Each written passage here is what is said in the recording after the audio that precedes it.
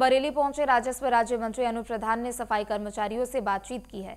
इस दौरान सफाई कर्मचारियों से बातचीत करते हुए उन्होंने प्राइम न्यूज के भी संवाददाता से बात की है। यूपी सरकार के राजस्व राज्य मंत्री अनूप प्रधान ने क्या कुछ कहा है, सुनाते हैं आपको। उत्तर प्रदेश सरकार में राज्य मंत्री और जो कि राजस्व विभाग के राज्य मंत्री हैं अनूप प्रधान जी आज बरेली पहुंचे हैं। कल देर रात बरेली पहुंचे थे और आज कई जगहों पे वो औचक निरीक्षण करेंगे। बातचीत करने के लिए हमारे साथ खुद मौजूद हैं। सर, बहुत स्वागत है आपका प्राइम न्यूज में। मंत्री जी आज बरेली पहुंचे हैं, क्या खास प्रोग्राम रहने वाले हैं, क्या औचक निरीक्षण रहने वाले हैं? देखिए, आज राजस्व विभाग के अंदर चाहे धारा 24 हो, धारा 67 हो, धारा 116 हो, 80 हो, 34 हो, 35 हो, इन सभी वादों की प्रत्येक तहसील में बिंदुवार समीक्षा बैठक की जाएगी। और निश्चित ही जैसा माननीय मुख्यमंत्री जी के दिशा निर्देश हैं कि तहसीलों से जुड़े जितने भी हमारे वाद हैं उनको समय से निस्तारण किया जाए। उन्हीं बिंदुओं पर विस्तार से यहाँ पर समीक्षा बैठक की जाएगी। मंत्री जी, अब तो जनवरी में प्राण प्रतिष्ठा हो रही राम मंदिर की, क्या कहेंगे, किस तरीके से देख रहे हैं पूरी भारत की जनता इस? देखिए, निश्चित ही इस देश के लिए बहुत ही गौरव का विषय है कि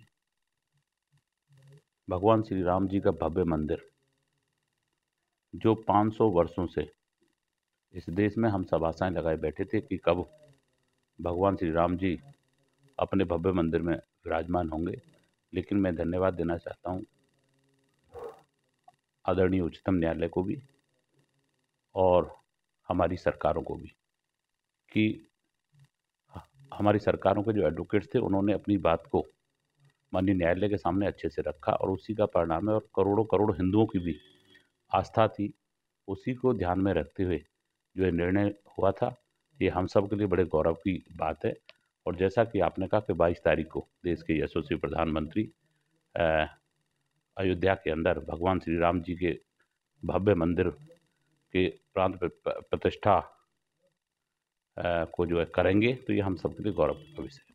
मंत्री जी, अखिलेश यादव लगातार अब जो है कहीं ना कहीं विफल होते हुए नजर आ रहे हैं, ऐसा भाजपा के लोग कह रहे हैं। क्योंकि कुछ दिनों पहले डिप्टी सीएम बरेली केशव प्रसाद मौर्य पहुंचे थे, उन्होंने पीडीए को लेकर कहा था। आप पीडीए को लेकर किस तरीके से देखते हैं कि आखिर पीडीए किस तरीके से काम कर रहा है? देखिए, 2019 में भी आदरणीय मोदी जी के, योगी जी के खिलाफ और भारतीय जनता पार्टी के खिलाफ जो उत्तर प्रदेश के अंदर 3 मुख्य विपक्षी दल हैं, सपा, बसपा और लोकदल, तीनों एक हुए थे। लेकिन मैं धन्यवाद देना चाहता हूँ इस प्रदेश की महान जनता जनार्दन को कि उन्होंने उनके उस गठबंधन को नकारते हुए हमें उसमें भी 60 से अधिक सीटें देने का काम 2019 के चुनाव में हुआ। और मैं समझता हूँ, देखिए, गठबंधन एक विचारधारा का होता है। ये सब अपने अपने निजी हितों के लिए ये सब गठबंधन हो रहा है और निश्चित ही जनता इन सब चीज़ों को बहुत नज़दीकी से देख रही है।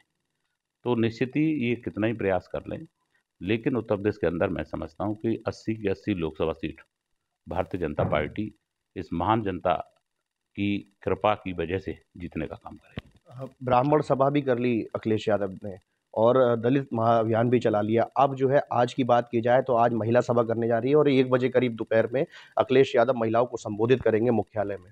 देखिए, जैसा कि आपने कहा कि ब्राह्मण सभा और दलितों का भी सम्मेलन आपके द्वारा बताया गया है। मैं बताना चाहूँगा, एक तो पिछली बार जो विधानसभा का चुनाव हुआ है 2022 का, मेरे संज्ञान में नहीं उनका दल का विषय, लेकिन एक भी किसी भी वाल्मीकि समाज के व्यक्ति को विधानसभा का टिकट देने का काम मैं समझता हूँ नहीं किया।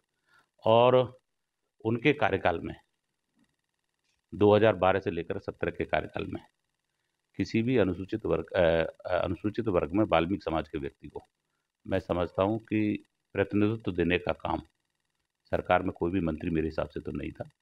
तो दलितों के प्रति और दलितों में भी जो वाल्मीकि समाज, उसके प्रति उनकी क्या आस्था है, तो इससे जाहिर होता ही है। ये थे हमारे साथ यूपी के राजस्व मंत्री अनूप प्रधान जी। साफ तौर पर से जिस तरीके से यूपी सीएम योगी आदित्यनाथ कहीं ना कहीं लोगों से मिलते हैं और कर्मचारियों से मिलते हैं, चाहे वो किसी भी विभाग का अधिकारी हो, तो उसी पहल को कहीं ना कहीं आगे बढ़ाते हुए आज नजर आएंगे और बरेली के नगर निगम के जो सफाई कर्मचारी हैं उनसे मुलाकात करेंगे और कहीं ना कहीं जिस तरीके से राम मंदिर की प्राण प्रतिष्ठा हो रही है उसको भी उन्होंने सराहा है और सुप्रीम कोर्ट का भी कहीं ना कहीं धन्यवाद किया है। कैमरा पर्सन विकास के साथ शानू कुमार, प्राइम न्यूज।